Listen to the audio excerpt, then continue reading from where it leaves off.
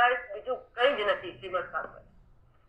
પરમાત્માની અને ગુરુજનોની કરુણાના પાત્ર બનવું હોય તો શ્રીમદ ભાગવત એકમાત્ર ગ્રંથ આપણને સુલભ થઈ જાય.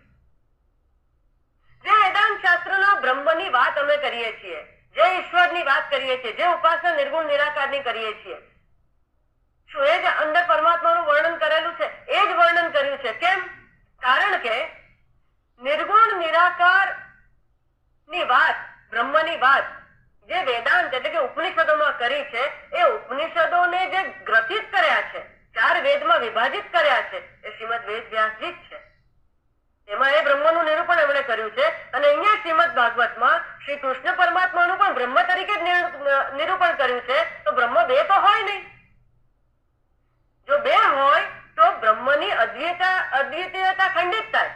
પણ 2 જણે જો કર્યું હોત, વક્તા જુદા જુદા હોત, કે એક જણે નિર્ગુણ નિરાકારને બ્રહ્મ કહ્યો અને એક જણે સગુણ સાકાર શ્રી કૃષ્ણ ભગવાનને જો બ્રહ્મ કહ્યો હોય, 2 જુદી વ્યક્તિએ કહ્યો હોય તો આનો મેળ કોઈ બેસાડી ન શકતે.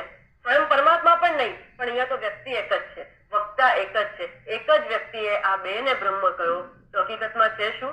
બંને જ બ્રહ્મ છે.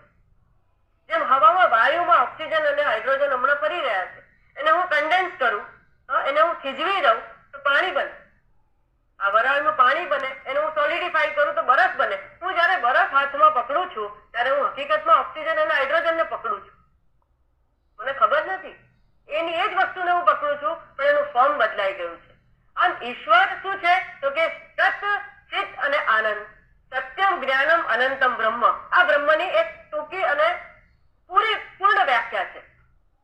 આ સચ્ચિદાનંદ બ્રહ્મ જયારે વ્યક્ત થાય છે ત્યારે એનું ફોર્મ બદલાઈ જાય છે. જેમ વરાળનું હવામાં રહેલા ઓક્સિજન અને હાઇડ્રોજન વ્યક્ત થાય છે ત્યારે બરફનો ટુકડો કે પાણી બની જાય છે, એનું ફોર્મ બદલાઈ જાય છે અને યુ કેન પરસીવ ઇટ.